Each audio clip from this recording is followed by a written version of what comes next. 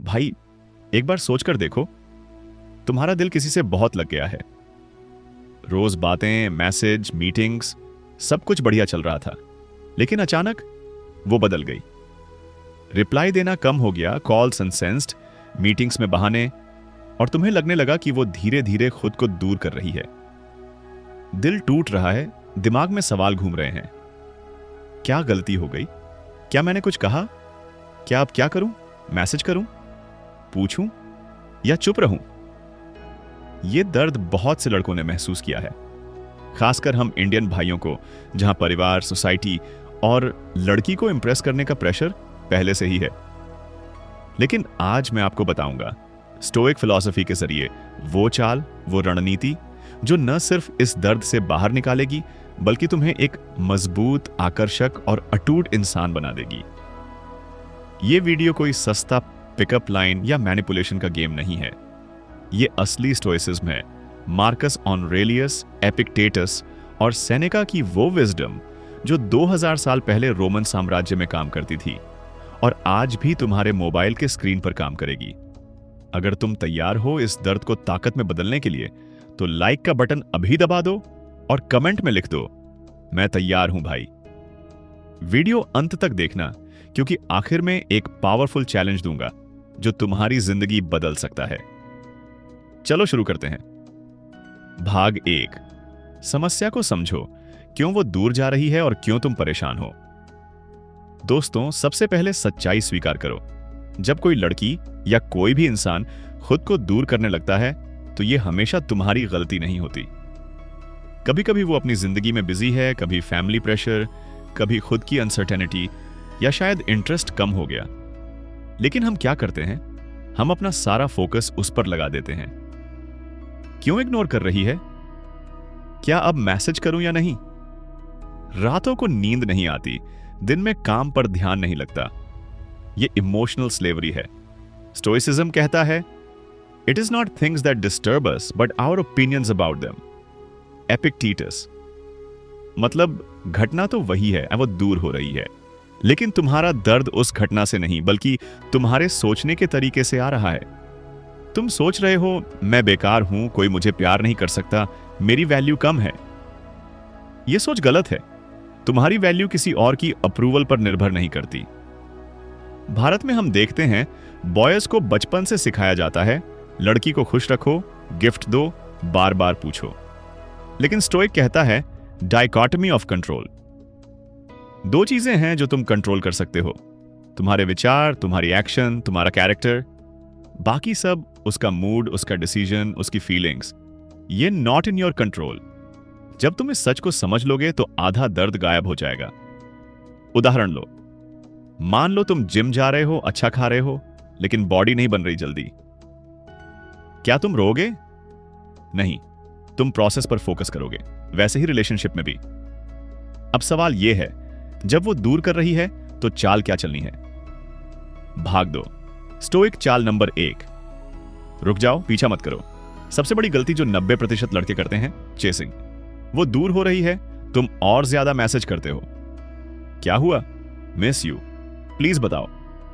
यह चीज उसे और दूर ले जाती है। क्यों? क्योंकि यह दिखाता है कि तुम नीडी हो, तुम्हारा हैप्पीनेस उस पर डिपेंड करता है। स्टोइक कहता है, जो हो रहा है उसे एक्सेप्ट करो, स्पेस दो, साइलेंस पावर है। प्रैक्टिकल स्टेप, अगर वो मैसेज नहीं कर रही, तुम भी मत करो। अगर कॉल नहीं उठा रही, 2 से 3 दिन वेट करो, फिर अगर जरूरी हो तो एक कॉल मैसेज, लेकिन इमोशनली चार्ज नहीं। मैच हर एनर्जी। वो कम एनर्जी दे रही है, तुम भी कम दो। ये रिवर्स साइकोलॉजी नहीं, ये सेल्फ रिस्पेक्ट है। जब तुम चेस करना बंद करोगे तो 2 चीजें होंगी। तुम्हारा दिमाग शांत होगा। अगर उसमें इंटरेस्ट है तो वो खुद सोचेगी, ये तो पहले जैसा नहीं है, क्या हुआ, और शायद वापस आए।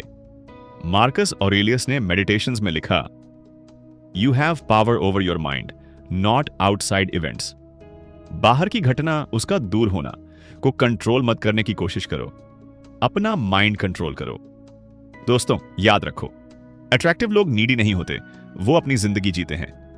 भाग 3, स्टोइक चाल number 2, focus on what you can control. अपने आप पर फोकस करो। जब वो दूर कर रही है तब तुम क्या कर सकते हो?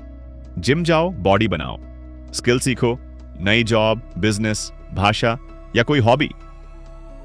किताबें पढ़ो, Meditations, by Marcus Aurelius, Enchiridion by Epictetus. दोस्तों के साथ समय बिताओ, फैमिली के साथ, अपनी वैल्यू बढ़ाओ। सेनेका कहते हैं, तुम कल्पना में सोच रहे हो कि सब खत्म हो गया, लेकिन रियलिटी में यह सिर्फ एक फेज है। इंडियन एग्जाम्पल, IAS, UPSC या कोई कॉम्पिटिटिव एग्जाम की तैयारी कर रहे हो, वहां भी रिजेक्शन आता है, प्रीलिम्स नहीं हुआ। क्या करते हो? रोते नहीं, फिर से पढ़ते हो, बेहतर बनते हो। वैसे ही रिलेशन में भी रिजेक्शन इज रीडायरेक्शन। शायद ये डिस्टेंस तुम्हें बेहतर वर्जन बनाने का मौका दे रही है। हर दिन पूछो खुद से, आज मैंने क्या वर्चुअलिटी दिखाई? क्या मैं बेहतर हुआ? जब तुम सेल्फ इंप्रूवमेंट पर फोकस करोगे तो वो डिस्टेंस तुम्हें हर्ट नहीं करेगी, बल्कि तुम इतने अट्रैक्टिव बन जाओगे कि लोग खुद तुम्हारे पास आएंगे। भाग 6, स्टोइक चाल नंबर 5, बिल्ड इनर सिटाडेल, अपना अंदरूनी किला बनाओ।